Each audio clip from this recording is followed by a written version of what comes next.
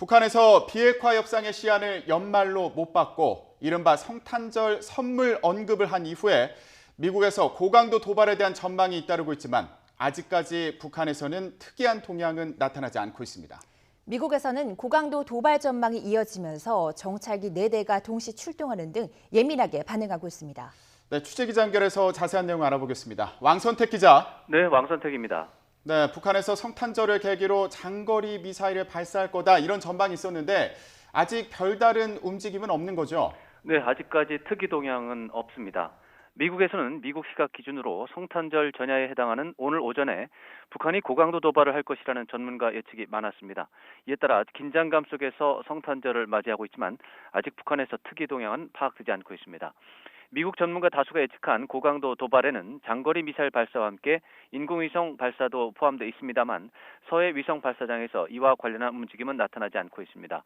우주 발사체의 경우 발사하기 이전에 국제해사기구 등에 사전 통보를 하기 때문에 갑자기 발사하는 상황은 발생하지 않을 것으로 보입니다.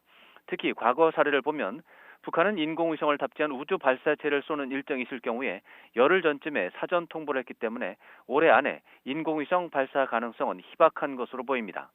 북한은 노동당 전원회의도 이달 하순에 개최한다고 예고했는데 우리 정부 당국에서는 아직 개최 움직임은 없는 것으로 파악하는 것으로 알려졌습니다.